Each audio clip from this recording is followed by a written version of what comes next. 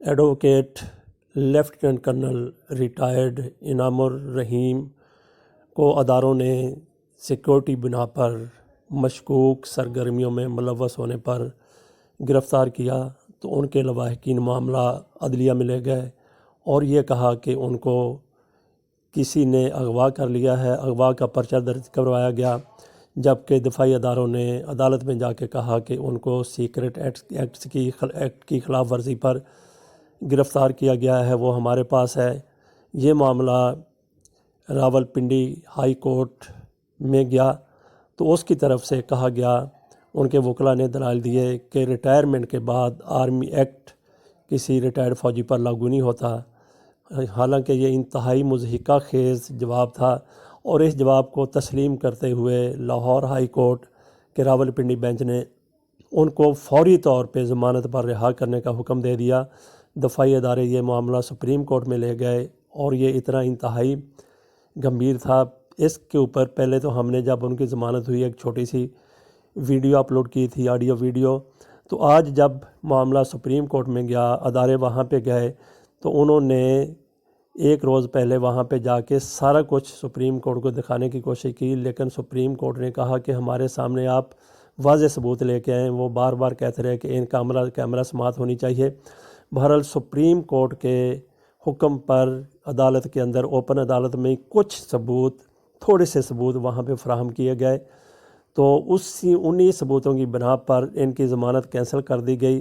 तो इस हवाले से सदीक जान ने एक मुकम्मल रूदात बयान की है। वो उस वक्त अदालत में मौजूद थे जब एडवोकेट इनामुर रहीम अदालत में पेश हुए थे। पहले हम वो छोटी सी अपनी वीडियो यहाँ पे अपलोड करते हैं, ऑडियो वीडियो, उसके बाद सदीक जान की ऑडियो यहाँ पे आपको सुनाते हैं।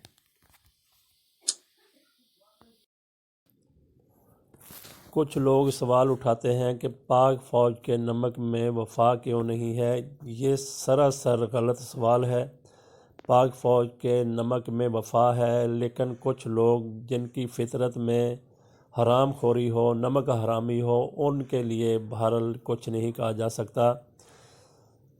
ऐसे लोगों में वो लोग भी शामिल हैं जो पाक फ़ौज से पेंशन ले रहे हैं और पाक फ़ौज के अंदर रहते हुए भी हाज़िर सर्वस लोग भी नमक हरामी करते नज़र आए। तो पाक फ़ौज से भगौड़े होने वाले वो भी पाक फ़ौज पर भौंकते नज़र आते हैं और कुछ रिटायर्ड लोग भी, उनका भी ऐसा ही रवैया है, उनका भी ऐसा ही किरदार है। इनमें एक एडवोकेट इनामुर रहीम है। उन्होंने पाक फ़ौज में रहते हुए वकालत का कोर्स किया और रिटायरमेंट के बाद 2007 में वो रिटायर हुए। रिटायरमेंट के बाद उन्होंने वकालत शुरू कर दी और वो केसेस उन्होंने चुन चुन कर लिए जो पाक फ़ौज के हवाले से थे, बल्कि पाक फ़ौज के ख़िलाफ़ थे। इनको लापता अफराद के हवाले से पाक फ़ौज के ख़िलाफ़ केसेस करने में का एक्सपर्ट माना जाता है। तो गुज़श्ता दिनों इनामुर रहीम साहब को उनके घर से उठा लिया गया। उनके बेटे ने पर्चा दर्ज करवाया कि उनको नामालूम अफराद ने अगवा कर लिया है। तो वजारत दाखिला की, वजारत दिफा की तरफ से ये कहा गया कि उनको आर्मी सीक्रेट एक्ट की ख़िलाफ़ वर्जी के तहत हिरासत में लिया गया है। तो इस केस को लेके उनके लवाहिकीन अदालत में चले गए। लाहौर हाई कोर्ट ने उनके वकला की बात सुनी और ये कहा, उनके वकला ने ये कहा कि इनामुर रहीम रिटायर हो चुके हैं पाक फ़ौज से और पाक फ़ौज से रिटायर होने के बाद आर्मी सीक्रेट एक्ट उन पर लागू नहीं होता। ये इंतहाई मुज़हिका खेज़ बात है और इसी बात से इत्तफ़ाक़ करते हुए जजों ने, एक जज था या दो जज थे, उन्होंने इनको फौरी तौर पे ज़मानत पे रिहा करने का हुक्म दे दिया।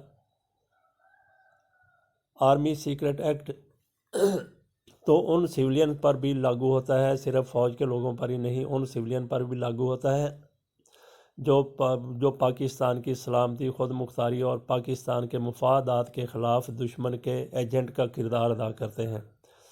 चाहे जाए कि आप एक रिटायर बंदे को जिसको आम आदमी के मुकाबले में पाक फ़ौज के अंदरूनी मामलात की बहुत ज़्यादा आगाही होती है, बहुत ज़्यादा मालूमात होती हैं। आप उनको कैसे कह सकते हैं कि उन पर आर्मी सीक्रेट एक्ट लागू नहीं होता। इनाम रहीम साहब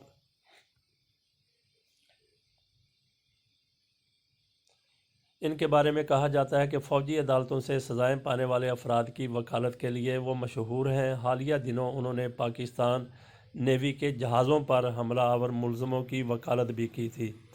इनाम रहीम माजी में GHQ हमला केस के मुलज़मान की वकालत भी करते रहे हैं, जबकि सुप्रीम कोर्ट के बाद जजेस के ख़िलाफ़ उन्होंने कुछ रेफरेंस भी दायर किए हुए हैं, जिनमें जस्टिस मंसूर अली शाह शामिल हैं।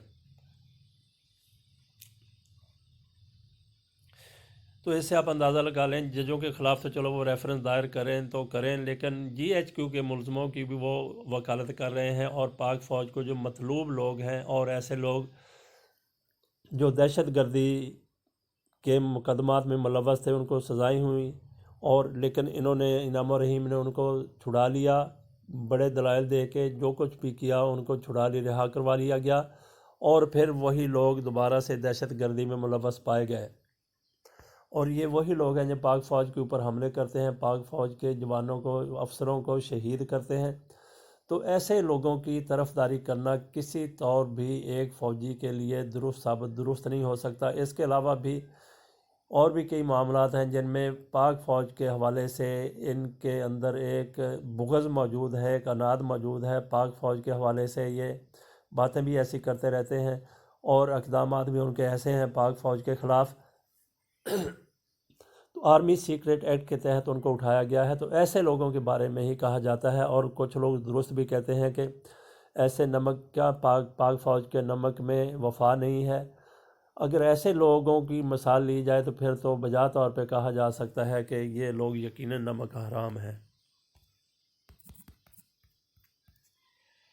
तो इनकी ज़मानत को जिस तरीके से लाहौर हाई कोर्ट ने इनको रिहा करने का हुक्म दिया है, तो वज़ारत दिफा इनकी रिहाई के इस हुक्म को सुप्रीम कोर्ट में ले गई है। आगे देखते हैं सुप्रीम कोर्ट इस हवाले से क्या फ़ैसला करती है कि क्या आर्मी सीक्रेट एक्ट की ख़िलाफ़ वर्जी का बंदा जो मुर्तकब रिटायरमेंट के बाद हो उसको माफ़ कर दिया जाए। ये अभी देखने की बात है। बिस्मिल्लाहिर्रहमानिर्रहीम, अस्सलाम वालेकुम। इस वक्त मैं मौजूद हूँ सुप्रीम कोर्ट ऑफ पाकिस्तान में, और आज सुप्रीम कोर्ट ऑफ पाकिस्तान से एक बहुत बड़ी खबर आपके साथ मैं शेयर करने जा रहा हूँ। जैसा कि आप देख रहे हैं कि पिछले कई रोज़ से एक ड्रामा था, एक पूरे इल्ज़ामात का सिलसिला था, और वो ये था कि कर्नल जो इनामुर रहीम है, कर्नल रिटायर्ड इनामुर रहीम एडवोकेट, उनके हवाले से कहा जा रहा था कि उनको गिरफ़्तार कर लिया गया है, उनको गैर कानूनी तौर पर हिरासत में रखा गया है। ये मामला लाहौर हाई कोर्ट के रावलपिंडी बेंच के पास गया।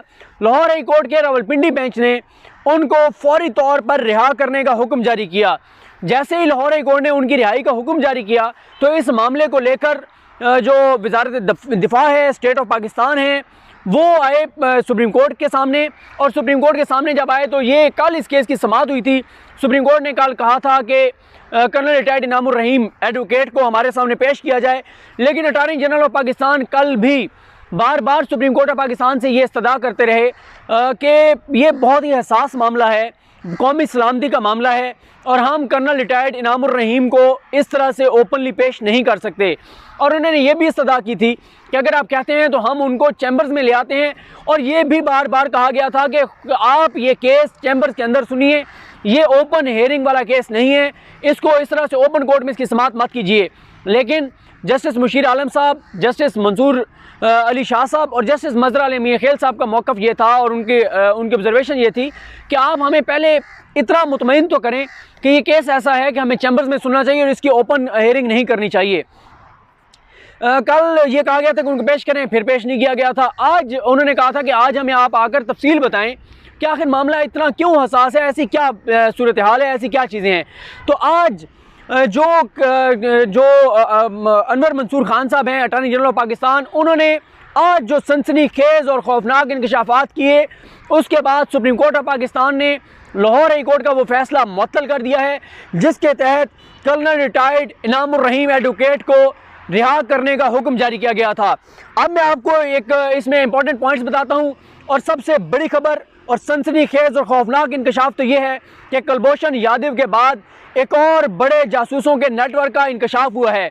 जी बिल्कुल, ये आज इंकशाफ किया है सुप्रीम कोर्ट ऑफ पाकिस्तान में attorney general of Pakistan Anwar Mansoor Khan sahab ने, उन्होंने सुप्रीम कोर्ट ऑफ पाकिस्तान को बताया है कि एक बहुत बड़े जासूसों के नेटवर्क का इंकशाफ हुआ है, सामने आया है, और कर्नल रिटायर्ड इनामुर रहीम एडवोकेट, जिनके हक में तमाम लिबरल्स, तमाम खूनी माफिया, तमाम मोमबत्ती माफिया, वकला तंजीमें बहुत एक्टिव थी, वो कर्नल रिटायर्ड इनामुर रहीम दुश्मनों के नेटवर्क के एक जासूस हैं। अभी तक ये इल्ज़ाम है वफाकी हुकूमत का, अभी तक ये इल्ज़ाम है इदारों का, अभी तक ये इल्ज़ाम है, इसको साबित होना बाकी है। लेकिन सुप्रीम कोर्ट ने जो अपना तहरीरी ऑर्डर भी लिखवाया है, उसमें सुप्रीम कोर्ट ने ये लिख दिया है कि बादी नज़र में हमारे सामने जो मटीरियल है उसकी बुनियाद पर हम लाहौर हाई कोर्ट के फैसले को मुअत्तल कर रहे हैं। जैसे कि मैंने आपको बताया कि सुप्रीम कोर्ट को ये बताया गया है कि ये एक दुश्मन कुव्वतों का पाकिस्तान के दुश्मनों के साथ मिलकर एक नेटवर्क था जो काम कर रहा था। इसमें सिर्फ कर्नल रिटायर्ड इनामुर रहीम नहीं है, इसमें कुछ और भी आर्मी के अंदर के लोग भी, आर्मी के बाहर के लोग भी इसमें कुछ इन्वॉल्व थे, जिस नेटवर्क को पकड़ा गया है। एक इनमें से जो इस नेटवर्क का कारिंदा है उसको इस केस में फांसी की सज़ा सुना दी गई है। ये आज बताया है attorney general of Pakistan Anwar Mansoor Khan sahab ने सुप्रीम कोर्ट ऑफ पाकिस्तान को। उन्होंने साथ ये भी बताया है कि ये जो जिस तरह के चीज़ें सामने आई हैं कर्नल रिटायर्ड इनामुर रहीम एडवोकेट के हवाले से, उसके बाद उनको 14 साल कैद की सज़ा और सज़ाए मौत भी सुनाई जा सकती है। उन्होंने बताया कि, और वैसे मैं आपको ये बता दूं कि मैं ये देख रहा था कि अगर ये इल्ज़ामात सच साबित होते हैं, अगर जो तहकीकात जारी हैं और ये चीज़ें मंतकी अंजाम को पहुँचती हैं, तो ये फिर अगर, अभी मैं बार बार कह रहा हूँ कि अभी ये मुबैना बातें हैं, अभी ये इल्ज़ाम हैं, इनको साबित होना बाकी है। अगर ये साबित हो जाता है तो इसका मतलब है कि हमारे दुश्मनों ने अब जो नया काम शुरू किया है वो वकला के ऊपर शुरू किया है कि इनामुर रहीम एडवोकेट, जिनके बारे में बताया जा रहा है कि वो दुश्मनों के नेटवर्क का हिस्सा थे, तो इनामुर रहीम एडवोकेट की तरह के लोगों को अगर हमारी दुश्मन कुव्वतें अपने साथ मिला रही हैं तो उनको ज़ाहिर है फ़ायदा ये है कि इनामुर रहीम एडवोकेट को जब गिरफ्तार किया गया तो सुप्रीम कोर्ट बार उनके हक में खड़ी हो गई, पाकिस्तान बार कौंसिल उनके हक में खड़ी हो गई। तो ये शायद हमारे दुश्मनों को नज़र आ रहा है कि क्योंकि वकला की आपके सामने है पाकिस्तान के अंदर जो उनकी वहशत है, जो दहशत है। आपने पंजाब इंस्टीट्यूट ऑफ कार्डियोलॉजी में देखा कि दहशत गर्दों ने हॉस्पिटल के ऊपर हमला किया, 6 लोगों की जान चली गई, लेकिन इन वकला तंजीमों के सामने पूरी रियासत ने घुटने टेक दिए। उन दहशतगर्दों की जमानतें हो गई, मजीद जो दहशतगर्द गिरफ्तार होने थे उनको गिरफ्तार ना किया गया, ना सुप्रीम कोर्ट ने उसको नोटिस लिया, ना पंजाब हुकूमत ने मजीद दहशतगर्दों को गिरफ्तार किया। लाहौर हाई कोर्ट ने भी जमानतें दे दी, इंसदाद दहशतगर्दी की अदालत ने भी जमानतें दे दी, और पूरी रियासत इन वकला के सामने जो है वो बेबस नजर आई। यही वजह है शायद कि अब हमारे दुश्मनों ने यही इंतखाब किया है कि इस तरह के लोगों को जिनका वकला बरदारी से भी तल्लुक हो, क्योंकि ये देखें कि हमारी वकला तंजीमों ने बगैर मामले का जायज़ा लिए, बगैर ये देखें कि आखिर इनामुर रहीम के ऊपर इल्ज़ामात क्या हैं, सिर्फ इसलिए कि वो हमारा वकील है, इसलिए कि वो फ़ौज के ख़िलाफ़ है, इसलिए कि वो एंटी इस्टेब्लिशमेंट है, इसलिए तमाम वकला तंजीमें उनके साथ खड़ी हो गई थी और वकला तंजीमें उनके साथ पेश होती रहीं। कल हमने देखा कि सुप्रीम कोर्ट बार के जो सदर हैं कल्बे हसन साहब, उन्होंने कल आके इल्ज़ाम लगाया कि कर्नल रिटायर्ड इनामुर रहीम का सिर्फ कसूर यह है कि उन्होंने जनरल बाजवा की एक्सटेंशन के केस में आर्मी का जो कॉन्फिडेंशियल जो आर्मी का एक्ट है उसकी किताब क्योंकि पेश की, तो इसलिए जो है वो कर्नल रिटायर्ड इनामुर रहीम को जो है वो गिरफ्तार कर लिया गया है। और ये भी मैं आपको बता दूं कि जब जनरल कमर जावेद बाजवा साहब की एक्सटेंशन का केस चल रहा था तो उस दौरान हमें कर्नल रिटायर्ड इनामुर रहीम बहुत ही ज़्यादा एक्टिव नजर आए। उस दौरान कर्नल इनामुर रहीम पीछे लुकमे देते हुए नजर आए, जजेस को चीज़ें बताते हुए नजर आए, और इसीलिए उस दौरान अटॉर्नी जनरल ऑफ पाकिस्तान ने यह एतराज़ उठाया था कि ये शख्स कौन है, इस केस से क्या ताल्लुक है, क्यों ये शख्स आकर और इस तरह से ये बातें कर रहे हैं। और यही कर्नल रिटायर्ड इनामुर रहीम है जिनके हवाले से तमाम लिबरल और खूनी माफिया जो हमेशा सुप्रीम कोर्ट के आज खुद नोटिस 100 मोटर के खिलाफ हैं, वो ये बार बार मुतालबा करते रहे कि chief justice of Pakistan justice Gulzar Ahmed साहब को आज खुद नोटिस लेना चाहिए। मैं आपको एक और चीज़ अहम बताता चलूँ कि आज जब कर्नल रिटायर्ड इनामुर रहीम के केस की समाअत थी तो इसमें जमात इस्लामी के वकला, इफ्तिखार चौधरी साहब के करीबी वकला, उनके जो अहदेदार हैं, और साथ ही लाल मस्जिद के जो वकला हैं वो तमाम एक पेज पर नजर आए। लाल मस्जिद के वकील तारिक असद एडवोकेट वो जो है रिप्रेजेंट कर रहे थे यहाँ पर कर्नल रिटायर्ड इनामुर रहीम को, और उनके साथ दाएं जानिब उनके जमात इस्लामी के हामी वकला थे जो कि पनामा केस में भी जमात इस्लामी की जानिब से वकील थे, और उनके बाएं जानिब इफ्तिखार चौधरी साहब की जो जमात है उनके जो अहदेदार हैं वो मौजूद थे। तो यानी कर्नल रिटायर्ड इनामुर रहीम जिनके ऊपर स्टेट का इंकशाफ ये है, इल्ज़ाम ये है कि वो पाकिस्तान के दुश्मनों के नेटवर्क का हिस्सा थे और वो जासूसी कर रहे थे। और जासूसी क्या कर रहे थे वो भी मैं आपको आगे चल के बताता हूँ। ये भी बताया गया है कि उनके जो लैपटॉप है उससे न्यूक्लियर असासों के बारे में, पाकिस्तान के न्यूक्लियर असासों के बारे में तफसीलात जो हैं वो सामने आई हैं, जो उनके पास थी, जो कि उनके पास नहीं होनी चाहिए।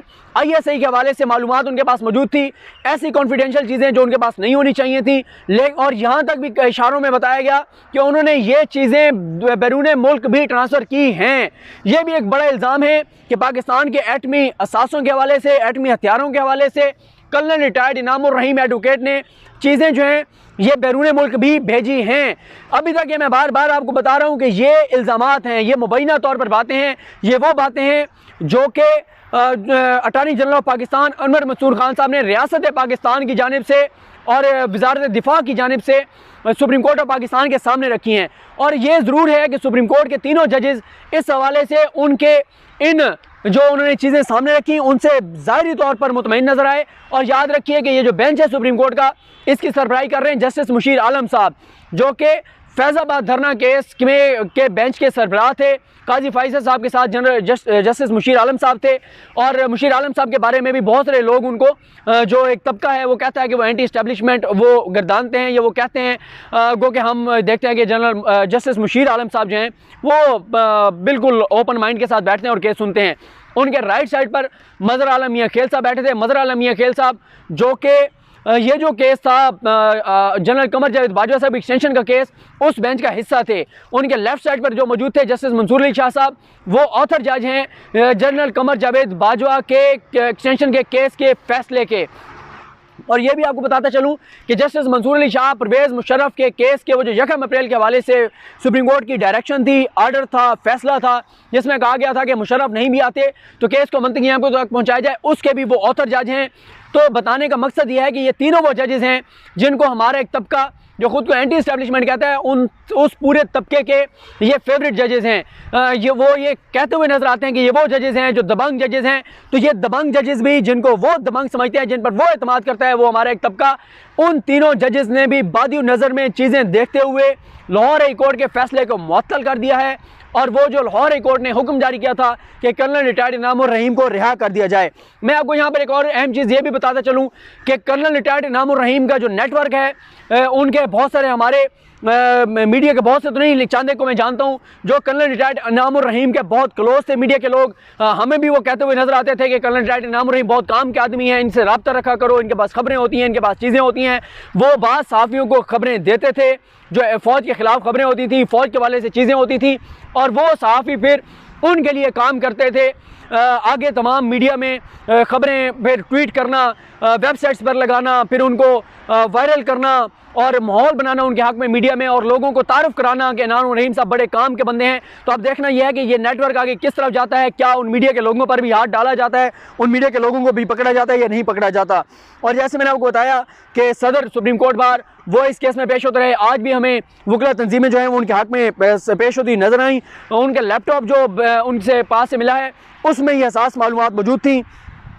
ये इल्ज़ाम है रियासत पाकिस्तान का कर्नल रिटायर्ड इनामुर रहीम पर और इदारों का। साथ ही मैं आपको ये बताता चलूँ कि अनवर मंसूर खान साहब ने बताया है कि बहुत कॉम्प्लिकेटेड इंक्वायरी है, इसलिए इसमें बहुत सारी चीज़ें ऐसी भी आज कोर्ट रूम के अंदर हुई हैं जो मैं अपनी वीडियो में इसलिए आपको नहीं बताऊंगा कि वो क्योंकि पहले ही अनवर मंसूर खान साहब ये कह चुके थे कि ये चीज़ें कॉन्फिडेंशियल रखी जाएं, ये चीज़ें पब्लिक नहीं होनी चाहिए, ये बाहर नहीं जानी चाहिए, क्योंकि ये पाकिस्तान के मफाद के ख़िलाफ़ हैं। तो वो तमाम चीज़ें जो मैं ये समझता हूँ कि वो पाकिस्तान की कौमी सलामती से वो ताल्लुक़ रखती हैं, तो वो चीज़ें मैं आपके साथ शेयर हरगिज़ नहीं करूँगा। अब उनके जो लाल मस्जिद के वकील हैं तारिक असद एडवोकेट, जो कि ये पेश हुए हैं यहाँ पर, वो उन्होंने ये कहा कि इनको अपनी फैमिली से मिलवाया जाए, फैमिली से नहीं मिलवाया जा रहा। तो इस हवाले से अनवर मंसूर खान साहब ने ये बताया कि जब तक उनसे तहकीकात मुकम्मल नहीं हो जाती, उनको किसी भी शख्स से मिलने की इजाज़त हरगिज़ नहीं दी जा सकती। ये आर्मी के कवानीन के मुताबिक है। उन्होंने साथ ये भी बताया, और साथ मैं आपको ये भी बता दूं कि जब तारिक असद एडवोकेट को कहा गया कि जी आप बताएं, आपने ये सारा कुछ सुना है, उसके बाद उनके पास कोई जवाब नहीं था, कोई मंतक नहीं थी, कोई दलील नहीं थी। वो आए बाएं शाएं करते हुए नजर आए और उन्होंने ये कहा सुप्रीम कोर्ट ऑफ पाकिस्तान से कि वो जी ये केस है सैफुद्दीन केस, उसके मुताबिक ये है। उन्होंने कहा उसमें क्या है, उनको कोई पता नहीं था। तो मंसूर अली शाह साहब ने कहा कि आप जिस केस का हवाला दे रहे हैं उसकी साइटेशन बताएं, कौन से जज का वो फैसला है, किस अदालत का फैसला है, उसका नंबर क्या है, किस सन का फैसला है। उनको किसी चीज़ का कुछ पता नहीं था। जजेस की जानिब से तारिक असद एडवोकेट को ये कहा गया है कि आप हवा में तीर चला रहे हैं, आपकी कोई तैयारी नहीं है, आप हमें बताएं। वो तमाम वकला जो उनकी तरफ से पेश हो रहे थे, चाहे वो जमात इस्लामी के वकला हों, चाहे वो इफ्तिखार चौधरी साहब के वकला हों, चाहे वो जो है वो बार एसोसिएशन के वकला हों, उनके पास कोई दलील, कोई मंतक, कोई चीज़ नहीं थी। और अब सुप्रीम कोर्ट ने 1 हफ्ते बाद इसकी समाअत मुकर्रर की है। 1 हफ्ते बाद इनको आके जो कर्नल रिटायर्ड इनामुर रहीम साहब हैं उनके वकला को अपने दलाइल देने होंगे। और ये मैं अब आपको बताता चलूँ कि ये जो सारी चीज़ें मैंने आपको बताई हैं, ये मौक़िफ़ है रियासत पाकिस्तान का, ये मौक़िफ़ है अनवर मंसूर खान साहब जो कि अटॉर्नी जनरल ऑफ पाकिस्तान है। उनके साथ साजिद इलियास भट्टी साहब भी जो है उनके लेफ़्ट साइड पर मौजूद थे, जो कि attorney general additional attorney general हैं, और वो भी मौजूद थे। हुकूमती टीम मौजूद थी जो स्टेट को रिप्रेजेंट कर रहे थे। तो अब देखते हैं कि जब ये इन्वेस्टिगेशन मुकम्मल होती है तो क्या ये चीज़ें साबित होती हैं। अगर साबित होती हैं तो कर्नल रिटायर्ड इनामुर रहीम को कितनी सज़ा होती है, या ये इल्ज़ामात गलत साबित होते हैं और उनको बरी कर दिया जाता है। और अब देखना ये भी होगा कि इस नेटवर्क में और कौन कौन से लोग जो हैं वो गिरफ़्तार होते हैं।